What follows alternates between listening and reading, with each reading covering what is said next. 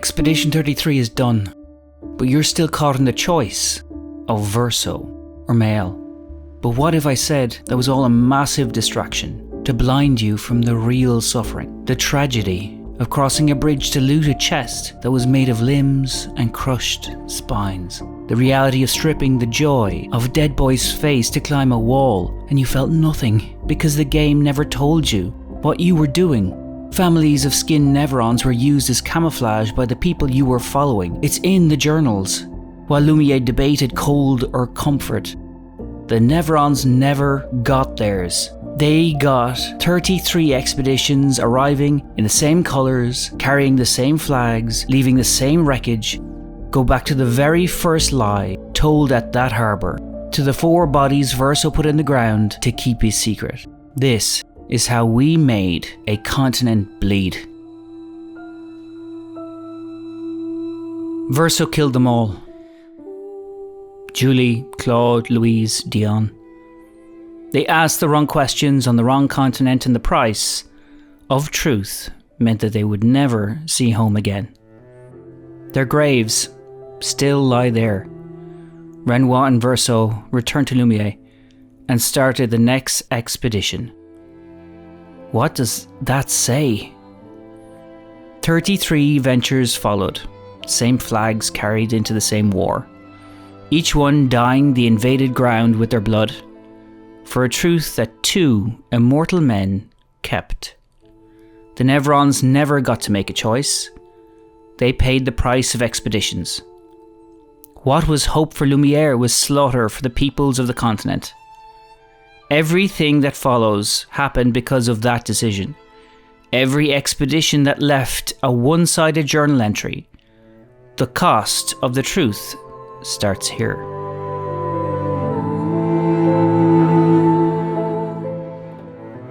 You cut the masks off Renoir's son. Anger first, then joy, then sadness. The game told you it would weaken the boss. You did it. It worked. Visages is Renoir's portrait of his lost son. Every face his son ever turned, given form and set as guardian at the gate. A father's entire perception of his child, standing there asking every expedition the same question. Are you worthy of what lies beyond? Every expedition that reached Visages answered the same way. Expedition 69 died in Joy Canyon, setting up climbing handholds so future expeditions could reach the masks faster. Other expeditions came and took the faces. This is also where Expedition 39 met their end, wearing the masks of other Nevrons just to blend in. It didn't work. Albert wrote in his journal that the Nevrons behaved strangely, almost like they didn't want to kill them. He was right. The Nevrons of Sadness Vale saw them leaderless and frightened, wearing dead Nevrons' faces, and they hesitated. Then they killed him anyway. Albert never knew.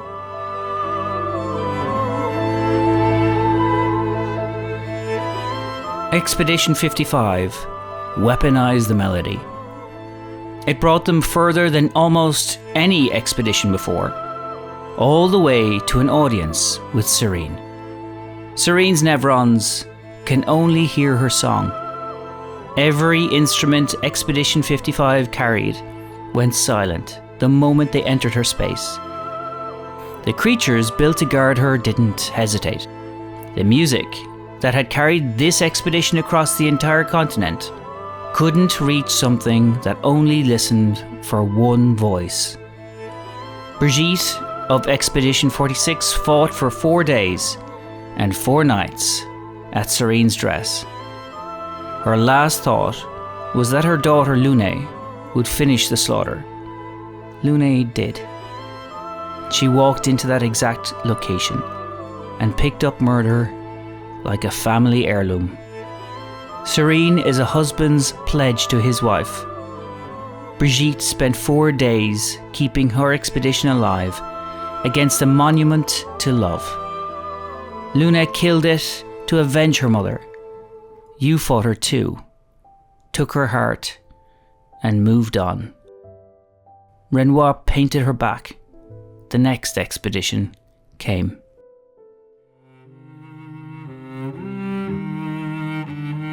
The troubadour stands in a field of limbs.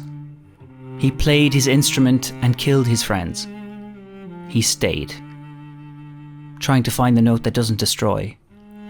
The dead around him are his measure. As long as nothing new falls, the note is still out there. Expedition 48 arrived, already ensnared in a fully fledged mutiny. Jean Fournier mutinied by Vincent Constantine. Most of them never left the quarry. The troubadour watched from the ruins, a creature buried in the wreckage of what his own hands made, watching humans choose the thing he did by accident. He watched them take it all the way to the end. He then went back to his music. You met him. You helped him find the note. Most of you killed him for the drop anyway. What you heard is just one creature. What Lumiere did to an entire species of them is next. Subscribe and hit the bell, not the follow, the bell. Most people miss these videos entirely because YouTube buries them without it. Don't let that happen.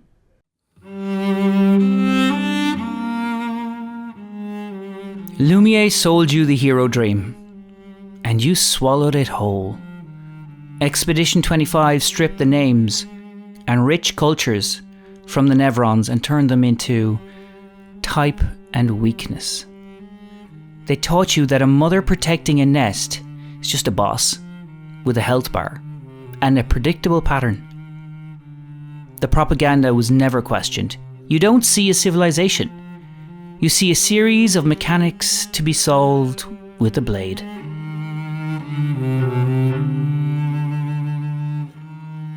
Trust and kind thank yous were how the other Nevrons recognized the jars.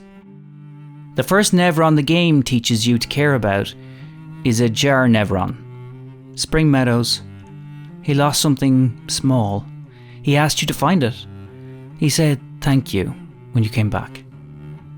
That is the species Expedition 44 came to Yellow Harvest and hollowed out. Nicholas's plan: kill one, let Jules wear the skin into the field, chain it down until they all had cover. It was at the edge of the field it happened. Clean and quick, swallowed by the tall grass. Jules climbed inside the weight of it, the shape of it, and started towards its kin. They all knew Cale by the joyful weight in his walk. The amber he carried, the musk of him, specific, unchanged, dependable. When his shape appeared at the far edge of the lamps, they felt him arrive the way they always did. Then the wind shifted. Set beneath Cale's shape, something dry and salt heavy was moving. Cloth, sweat, the cold of something that didn't belong. Cale's skin was ill-fitting. It sagged where Cale was firm. It pulled where Cale was soft. Through the slits of his face, two pale eyes moving fast. Not looking for his young ones, coldly measuring. Something was wearing him. Nicholas recorded it as an utter failure. Lumiere recorded the response as unprovoked hostility. Every expedition after arrived in the same colours. The Jar Nevrons learnt what that uniform meant on the afternoon Jules put on their dead and walked towards their family. They don't extend their hands anymore.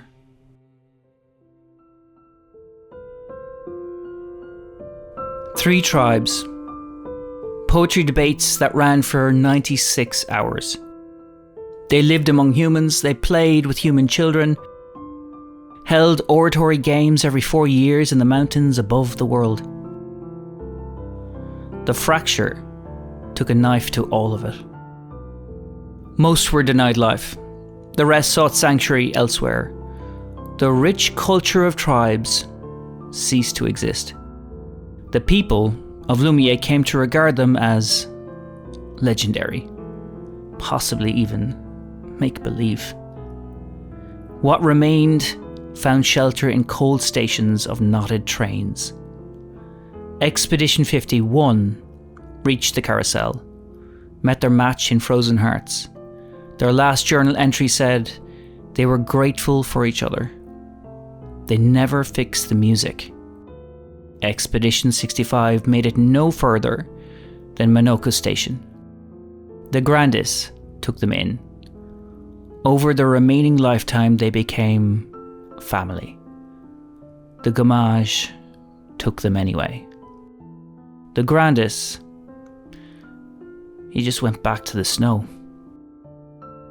At Minoko Station, there is a Grandis in a red beret who stops strangers and asks them to finish a rhyme.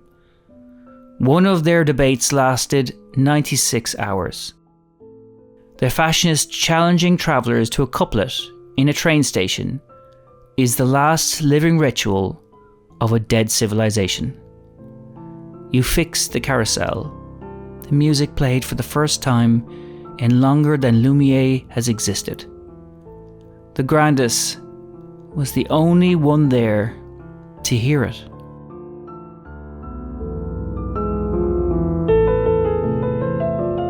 Their bodies were consumed by Chroma and sap as a scavenger finished them in falling leaves. In the final moments, they latched themselves together, one on top of the other, to solidify a bridge for future expeditions to cross. 30 people became the architecture of a path, a grotesquerie of parts and convenience. The expedition arrived, fought, lost, and spent its last breath in service to the expeditions that would come after. The bridge leads them to a stray item.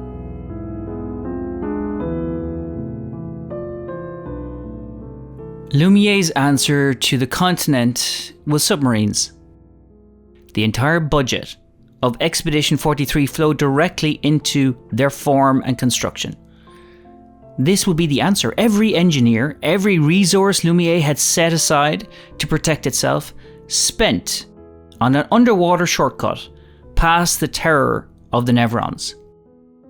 Serpenphare found them crossing its path. The survivors washed up on a nearby island where they died of starvation, gommage, or fell to the chromatic cultist Nevron. Serpenphare's home lay in that water. Something entered it that didn't belong. This was a home invasion, and they took action.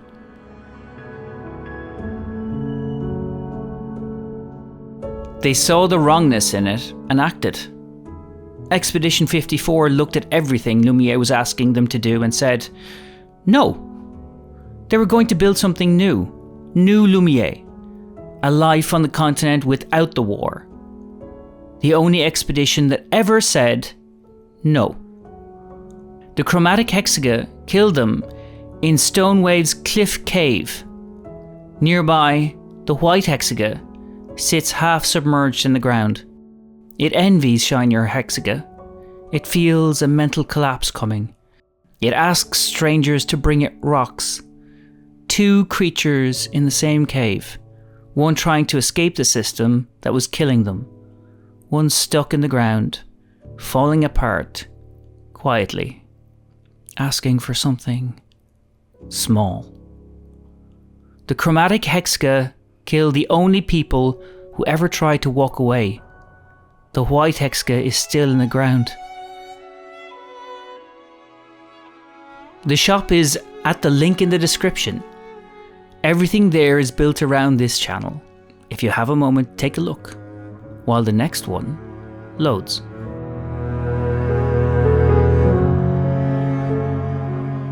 There was absolute glory in their nakedness. Impeccably built. They swam and fought their way across the continent with their bare bodies. Other expeditions mocked them. A unique training method made them impervious. They broke the barrier using strength alone and found the truth inside. The initiator of the gommage lay beneath the monolith. They sent William to swim back to Lumiere with this vital truth. In sight of the shores, the gommage took him. The only expedition that reached the final truth and tried to send it home.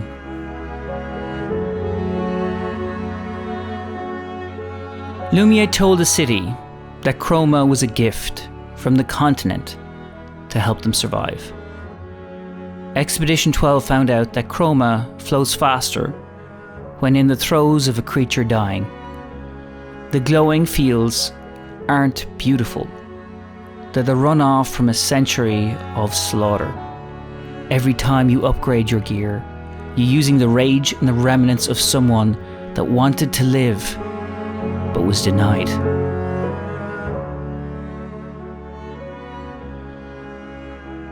Lumiere kept meticulous records. Every expedition flag and journal, every name, read at the harbour before the ship left. 100 years of documentation. All of it written by the people who came to the continent and took what they needed and called it salvation. The Nevrons left nothing written. The Grandis lost their libraries with their tribes.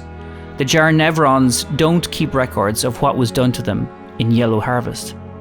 The Troubadour can't write down what it felt like to watch humans choose the thing he did by accident. Everything you know about this world came from one side of the war. This video is the other side. Nobody in Lumiere ever thought to ask for it.